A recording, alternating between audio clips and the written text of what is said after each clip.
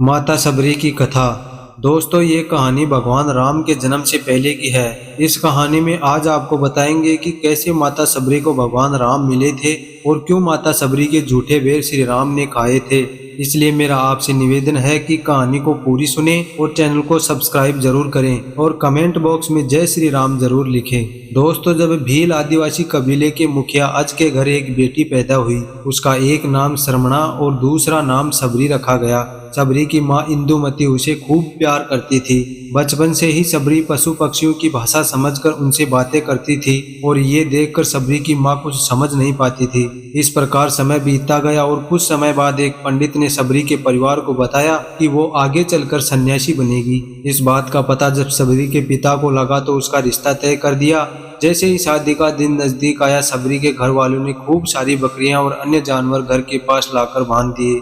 एक दिन सबरी की माँ जब उसके बाल बना रही थी तो उसने माँ से पूछा, इतने सारे जानवर हमारे घर क्यों लाए गए हैं? माँ ने जवाब दिया, बेटी तुम्हारी शादी होने वाली है, इसलिए हम लोगों ने इनका इंतजाम बलि देने के लिए किया है। तुम्हारी शादी के दिन ही बलि प्रथा होगी और फिर इनसे स्वादिष्ट भोजन बनाकर सबको परोसा जाएगा। यह सब सुनकर सबरी दुखी हो गई। काफी देर तक सबरी उन जानवरों को आजाद करने के बारे में सोचती रही और सोचते सोचते सबरी के मन में एक विचार आया कि अगर ये जानवर यहाँ नहीं रहेंगे तो इनकी बलि रुक सकती है।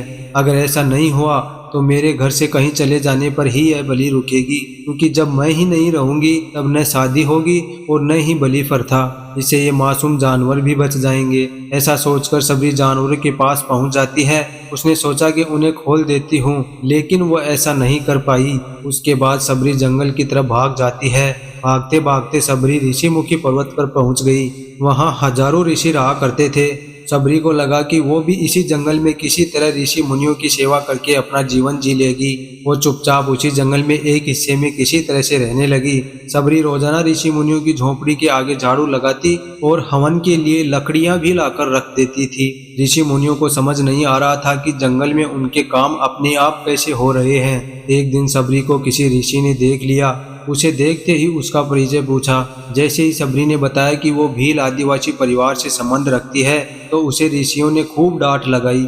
सबरी को इस बात का बिल्कुल भी पता नहीं था कि उसकी जाति छोटी है और उसे ऋषियों द्वारा जाति की वजह से अपमान सहन करना पड़ेगा। इतना सब होने के बाद भी सबरी हर ऋषि मुनि के दरवाजे पर जाती और उनके आंगन में झाड़ू लगाकर उनसे गुरु दीक्षा देने के लिए कहती। हर कोई सबरी को उसकी जाति की वजह से अपने आश्रम से भगा देता था। ऐसा होते होते काफी समय बीत गया। उसके बाद सबरी मतंग ऋषि की कुटिया में पहुंची। वहां पहुंचकर मतंग ऋषि को सबरी ने बताया कि वो उनसे गुरु दीक्षा लेना चाहती है। उन्होंने खुशी खुशी उसे अपने गुरुकुल में रहने दिया और भगवान से जुड़ा ज्ञान देते रहे। सबरी ने भी अपने गुरु मतंग ऋषि की सेवा करने में कोई कसर नहीं छोड़ी। वो गुरुकुल के भी सारे काम करती थी। सबरी से खुश होकर मतंग ऋषि ने उसे बेटी मान लिया था। समय के साथ मतंग ऋषि का शरीर बूढ़ा हो गया। उन्होंने एक दिन सबरी को अपने पास बुलाया और कहा, बेटी मैं अपना देह त्यागना चाह रहा हूँ। बहुत साल हो गए हैं इस शरीर में रहते रहते। सबरी ने दुखी मन से कहा, आपके ही सहारे मैं इस जंगल में रह पाई हूँ। आप ही चले जाएंगे तो मैं जीकर क्या करूँगी? आप अपने साथ मुझे भी ले चले, मैं भी देह त्याग दूंगी। मतंग ऋषि ने जवाब दिया, बेटी तुम्हें चिंता करने की जरूरत नहीं है। राम तुम्हारी चिंता करेंगे और ध्यान भी रखेंगे। सबरी ने राम का नाम सुनने के बाद पूछा, वो कौन है और उन्हें मैं किस तरह से ढूंढूंगी? मतंग ऋषि ने बताया, राम कोई नहीं भगवान है। वो तुम्हें सारे अच्छे कर्मों का फल देंगे। तुम्हें उन्हें ढूंढने की कोई जरूरत नहीं है। वो एक दिन खुद तुम्हें खोजते हुए इस कुटिया में आएंगे और तुम्हें उनके हाथों ही मोक्ष मिलेगा। तब तक तुम इसी आश्रम में रहो। इतना कहते ही मतंग ऋषि ने अपना शरीर त्याग दिया। सबरी के मन में मतंग ऋषि के जाने के बाद से एक ही बात थी कि भगवान राम स्वयं उससे मिलने आएंगे। और रोज भगवान राम से मिलने के लिए बाग से अच्छे अच्छे फूल लाकर पूरा आश्रम सजाती और भगवान के लिए बेर तोड़कर लाती थी। भगवान के लिए बेर चुनते हुए सबरी उन्हें चख लेती थी ताकि भगवान को सिर्फ मीठे बेर ही दे सके। रोजाना सबरी इसी तरह भगवान के दर्शन की आस में फूल और बेर इकट्ठा करती रहती थी। इसी तरह इंतजार में कई साल बीत गए। सबरी का शरीर एकदम वृद्ध हो गया। एक दिन आश्रम के पास के ही तालाब में सबरी पानी लेने के लिए गई। तभी पास के ही एक ऋषि ने उसे अछूत कहते हुए वहां से भागने के लिए कहा और एक पत्थर मार दिया। वो पत्थर जब सबरी को लगा तो उसे चोट लगी और खून बहने लगा। बहते हुए खून की एक बूंद उसी तालाब के पानी में गिर गई। तभी पूरा तालाब का पानी खून में बदल गया। ये सब होता देखकर ऋषि ने सबरी को ही डांटा और कहा कि पापिन, तुम्हारी वजह से पूरा पानी खराब हो गया है। रोज ऋषि उस पानी को साफ करने के लिए अपनी कई तरह की विद्याओं का इस्तेमाल करते। कई सारे जतन करने के बाद भी कुछ नहीं हुआ। फिर उन्होंने गंगा जैसी कई पवित्र नदियों का जल भी उस तालाब में डाला, फिर भी तालाब का पानी साफ नहीं हो पाया और वो खून जैसा ही रहा। कई सालों तक तालाब के पानी को साफ करने की कोशिश के बाद भी कुछ काम नहीं आया तो ऋषियों ने थककर सब कुछ छोड़ दिया। इस घटना के कई सालों के बाद भगवान राम अपनी पत्नी सीता के हरण के बाद उन्हें ढूंढते हुए उसी तालाब के पास पहुंचे। ऋषि मुनियों ने उन्हें पहचान लिया। भगवान को वहां देखकर ऋषियों ने तालाब का पानी साफ करने के लिए भगवान को अपने पैर उसमें डालने के लिए कहा। तब राम ने अपने पैर तालाब में रखे, लेकिन पानी जैसे का तैसा ही था। ऋषि मुनियों ने भगवान से भी कई अन्य जतन करवाए, लेकिन वो पानी खून जैसा ही रहा। तब भगवान ने ऋषियों से पानी के रक्त में बदलने की कहानी पूछी।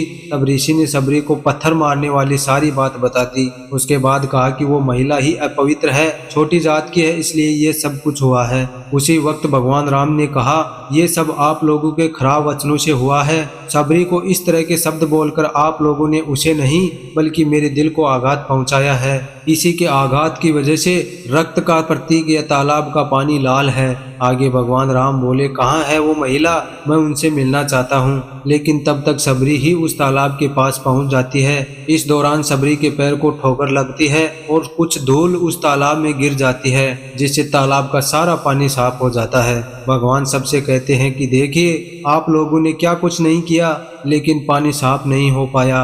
अभी सिर्फ इनके पैर की थोड़ी सी धूल ने ही तालाब का पानी साफ कर दिया है। भगवान राम को सबरी पहचान चुकी थी। उन्हें प्रणाम करके सबरी ने कहा, भगवान आप मेरे साथ कुटिया में चलिए। भगवान भी खुशी खुशी सबरी के साथ चल पड़े। फूलों से सबरी ने भगवान राम का स्वागत किया। वो सीधे बेर तोड़ने के लिए बाग में गई और चक चक कर उनके लिए बेर लेकर आई। उन्होंने बड़े ही प्यार से भगवान राम और उनके भाई लक्ष्मण को बेर दिए। भगवान राम ने भी उतने ही प्यार से उन बेर को खाना शुरू किया। तभी बेर देखकर मुंह बनाते हुए लक्ष्मण ने कहा, भैया ये बेर झूठे हैं, इन्हें आप कैसे खा सकते हैं। भगवान ने जवाब दिया, लक्ष्मण ये झूठे नहीं बल्कि बहुत मीठे हैं। सबरी माई हम सब के लिए ये बहुत प्यार से तोड़कर लाई है। इतना कहकर भगवान राम प्यार से उन बेर को खाने लगे।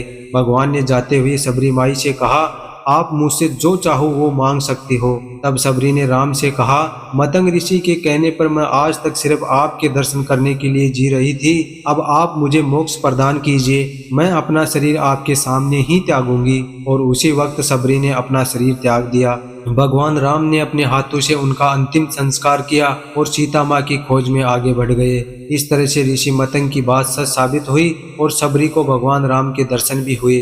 तभी से भगवान राम को सबरी के राम भी कहा जाने लगा।